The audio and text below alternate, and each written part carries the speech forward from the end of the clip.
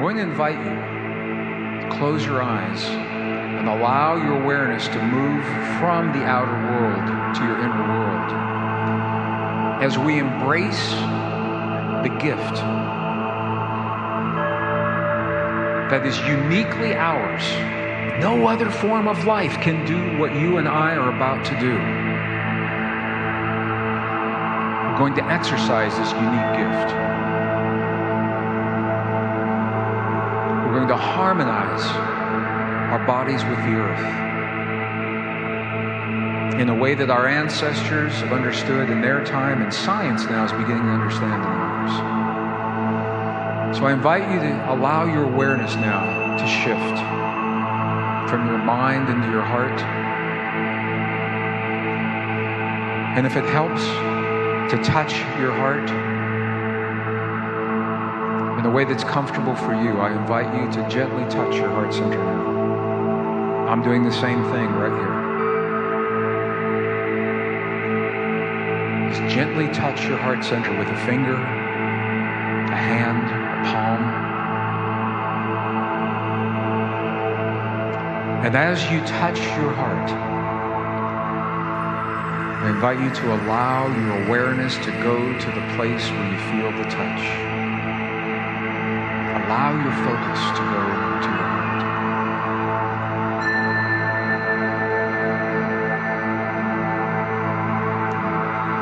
From this place, if you can breathe, as if your breath is coming from your heart. And slow your breath just a little bit, a little slower than usual. Telling your body, through a language that your body understands, you're telling your body that you're in a place that's safe. And I believe that you are safe in this room with these people in this moment.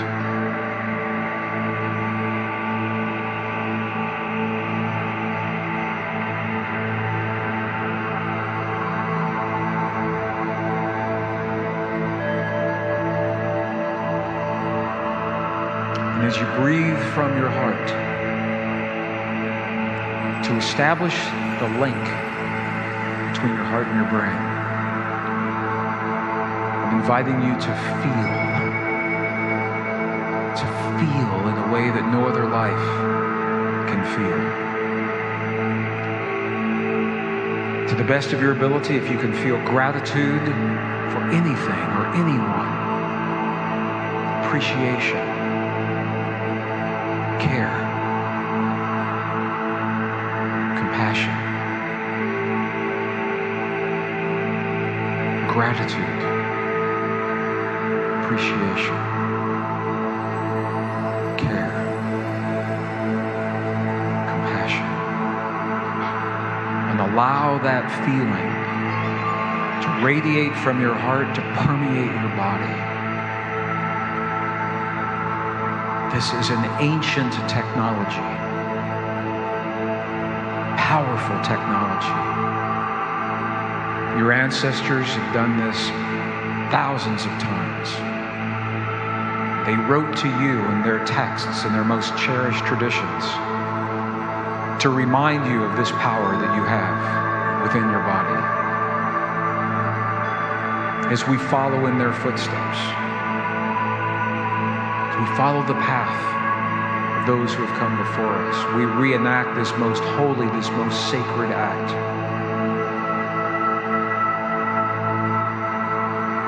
Power to feel. Harmonize our heart and our brain with the earth that gives us life. With our mother. To the best of your ability, feel the feeling. Give gratitude to our mother for the gift of our lives in this world.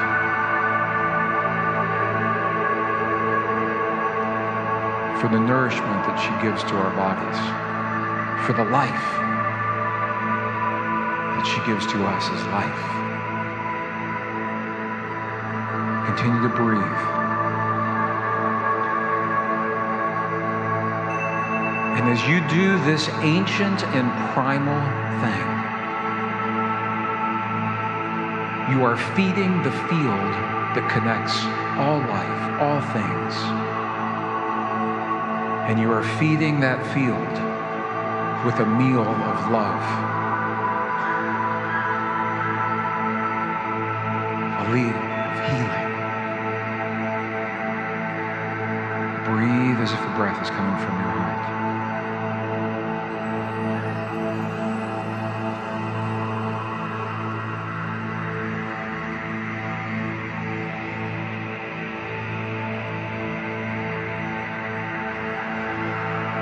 Know that in this moment, in this act, the world is a better place, and your body is stronger, younger, more vibrant than when you came into this room this morning. This is your power. This is where you find your power. In this moment, we give thanks for the gift of our lives in this earth and for all that the earth brings to our bodies. Continue to breathe. Breathe as if the breath is coming from your heart.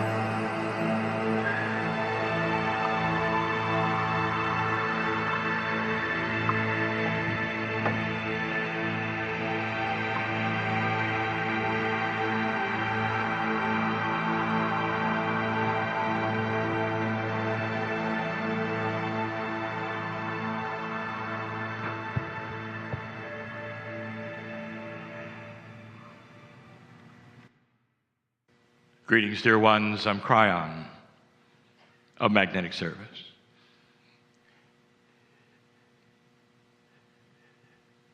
Spirituality meets science, you say. Or science meets spirituality, you say. And in these closing moments, and they won't be long, I want to give you the rest of the story. An explanation for some of you that you've been waiting for 29 years. And some of it's science from a channeler. It starts to shake hands in a way you didn't expect. It creates a coherence of consciousness and belief, understanding of something that so many had no idea of. No idea. I present in just a moment even a question to the science. The ones who are here, the ones on the stage, and I take it to another level. I'm asking my partner to go slow because I want this to be correct. 29 years ago, when my partner started to channel Cryon, me, this consciousness in the field, which represents perhaps the voice on the other side of the veil that perhaps is connected to a higher source, perhaps even that which is the creative source. 29 years ago. And when I came in, I announced to my partner that which he didn't understand and those around didn't understand. Comical to some, to many, even to my partner for a while. I was the magnetic master. He laughed. He didn't understand. He accepted it. He didn't understand. And now I'll tell you what it means. Dear ones, the scientist Greg, who just left this stage, pointed out something absolutely remarkable. Proof, absolute proof, that human consciousness changes physics. That is a metaphysical reality now. It used to be postulated by those who would call themselves the pseudoscience of the New Age. And now the satellites operated by the government have shown it to be true. And what was the driving force behind that change in the microtesla measurement of the strength of the magnetic field? And it was compassion at 9/11. So there is an absolute correlation, is there not, between that which is the physics of Earth, magnetics, and consciousness and compassion. They're linked. They're linked. For the first time you saw it. They're linked. Now follow this logic for a moment. Does it make sense to you, perhaps, that the magnetic grid, therefore, Gaia, therefore, might be a partner with humanity? Does it make sense that perhaps the field itself is something that can be touched through the heart? You got it measured with satellites, dear ones. For those of you who doubt the channeling or anything about it, I'm about to give you some facts, and I will explain the magnetic master. When I came in, the first message I gave my partner, the one that was recorded over and over, the one that made the book in 1993, the reason I was here was to adjust the magnetic field. I told you that the magnetics of this earth, as measured by a compass, not the strength, the alignment,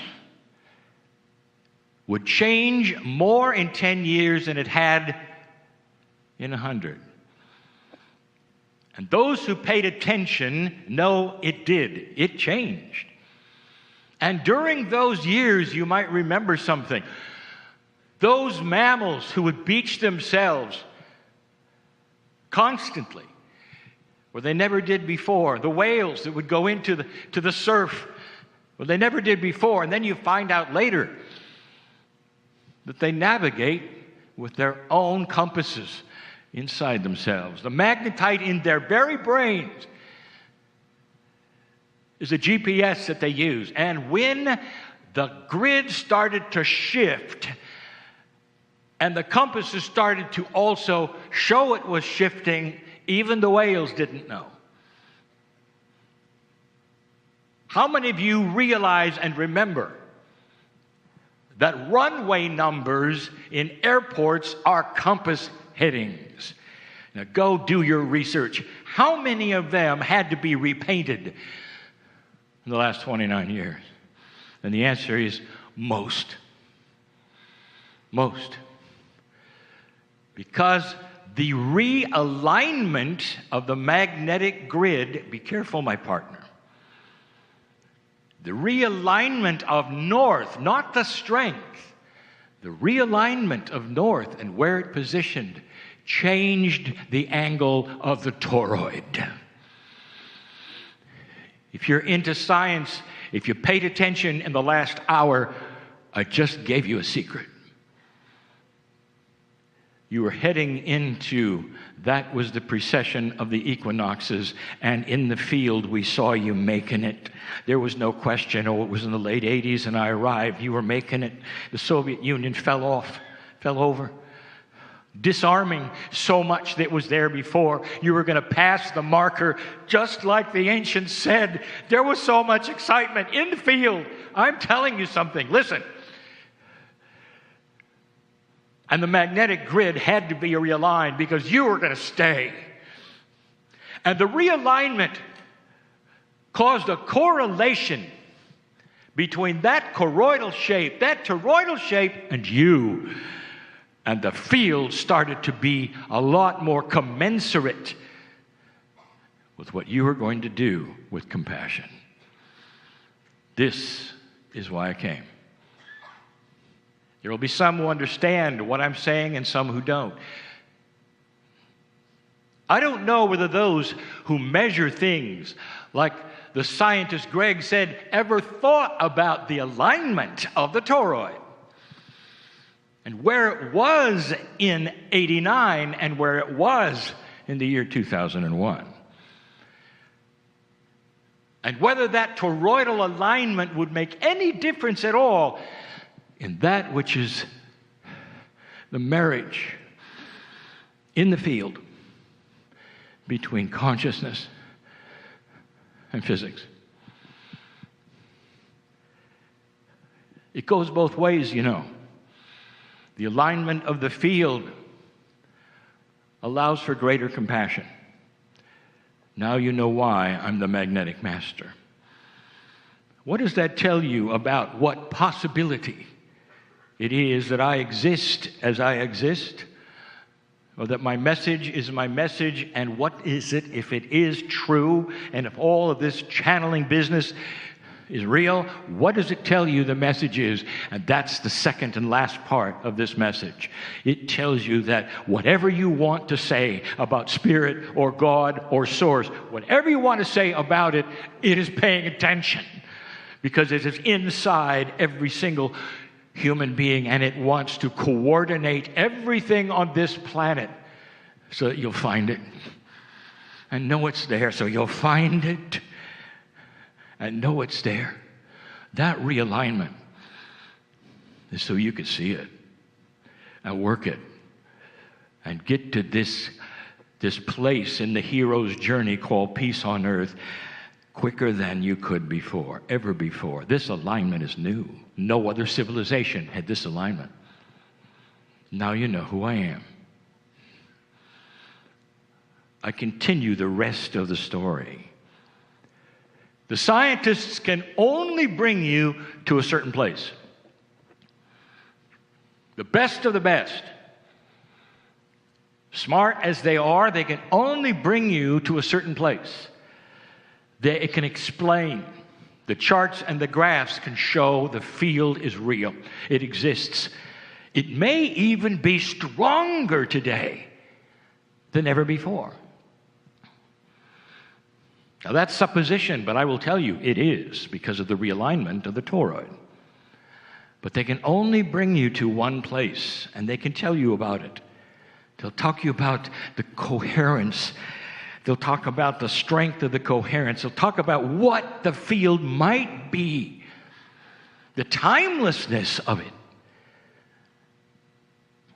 How can you have something all around you that is timeless when you are in a linear time frame? How is that possible? And I'll ask you this: do you believe that God is all around you?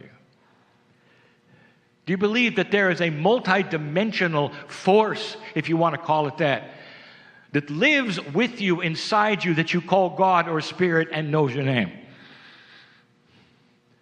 And the answer is yes. You do. You wouldn't be in the audience otherwise. And so the explanation of the field starts to sound like the explanation of Spirit, doesn't it? Just a little. They only can take you to one place. They talk about the void. What is the void? They want to put you in the void with meditation so that you can at least understand that there is a place you can go to which has love in it. But they can only take you so far. I want to take you the rest of the way. I can do it if you believe it. If you're tapping your toe and hardly wait to go to dinner, this isn't going to work for you. Give me 3-4 minutes, just a few minutes, to try to explain to you what actually is in the void.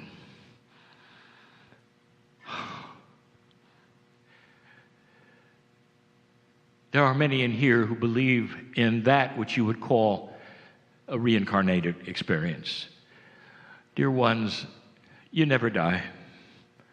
Your soul is eternal, and it comes because the body wears out. Simple. Simple. And so that which is you, your name goes here, occupies many bodies over centuries of time.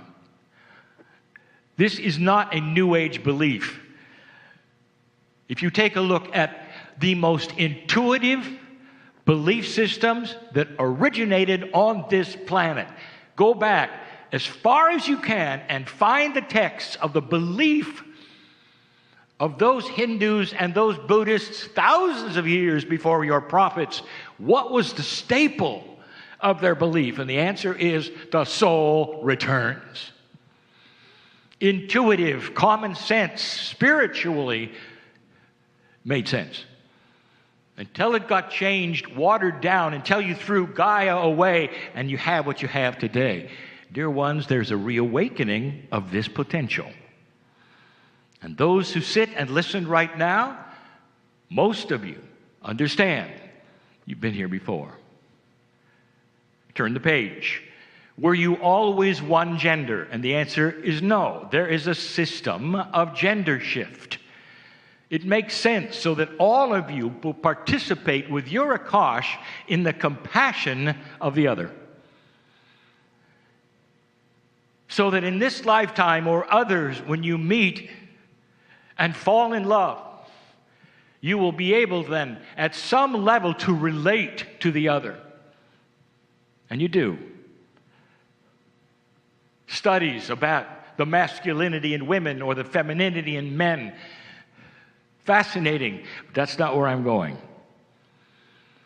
What it means is that every single human in this room and listening to this, every one of you has given birth.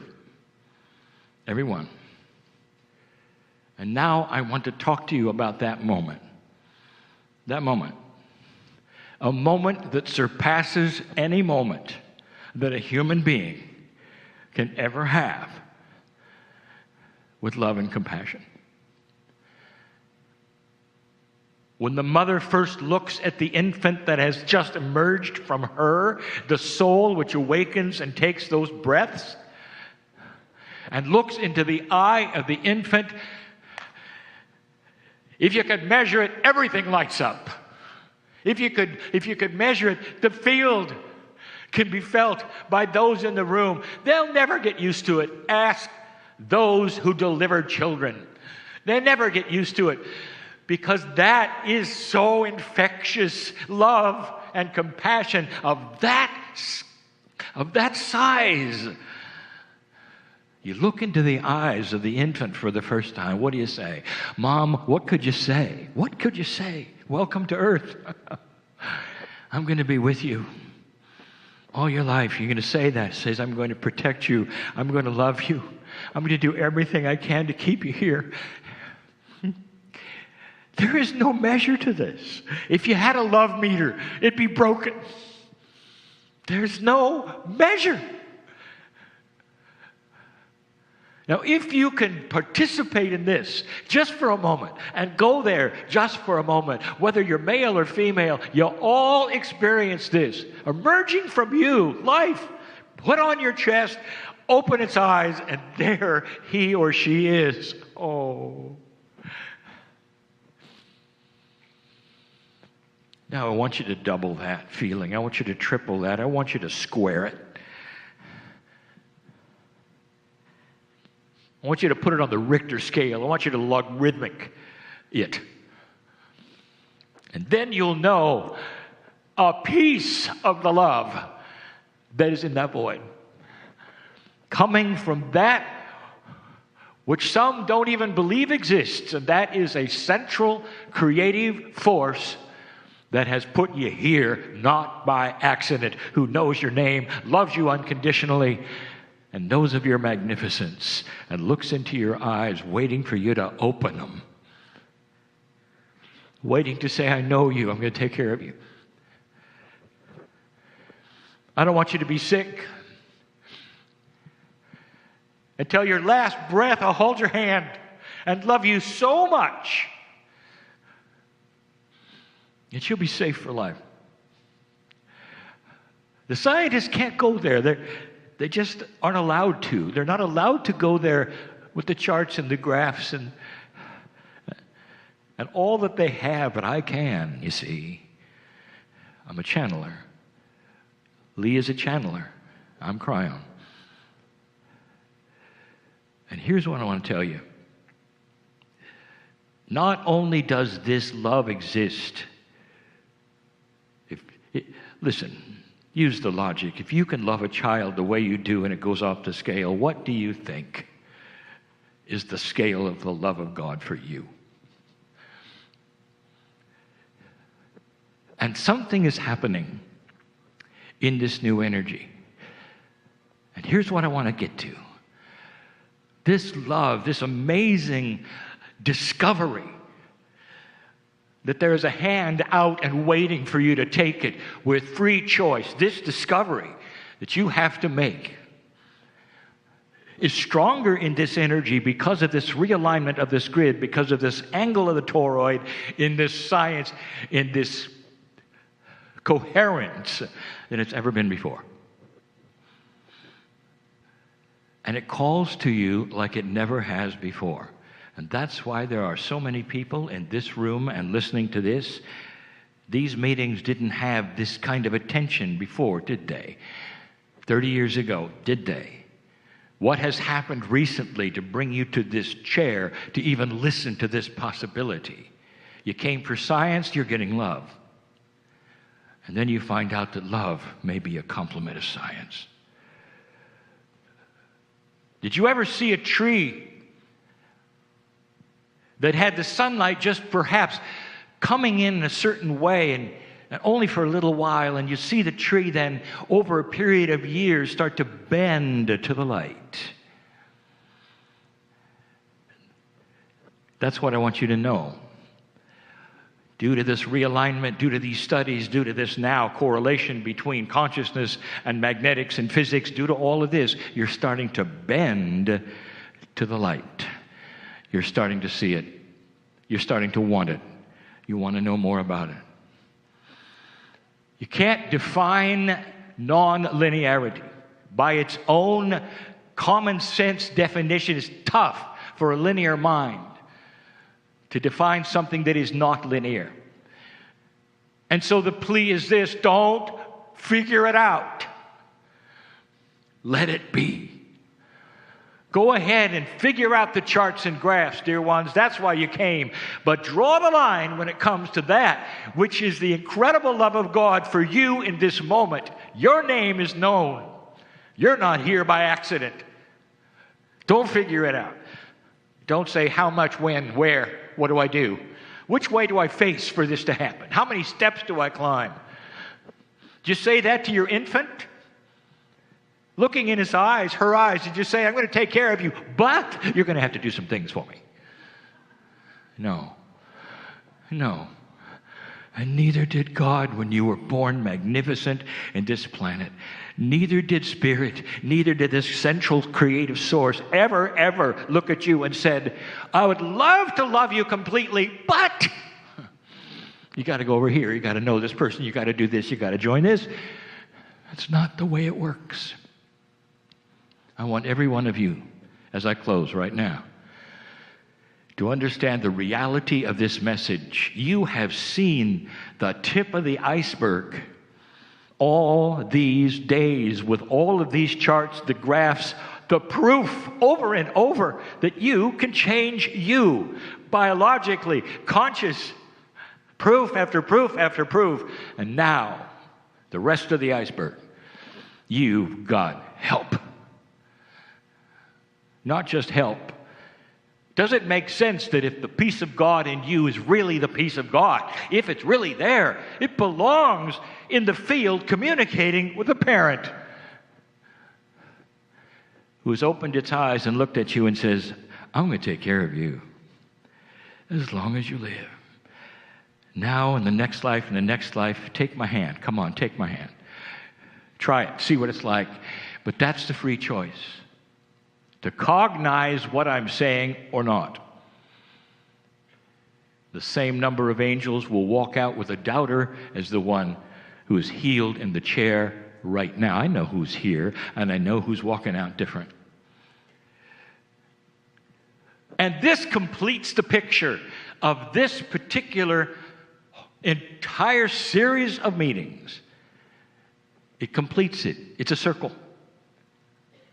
All saying the same thing.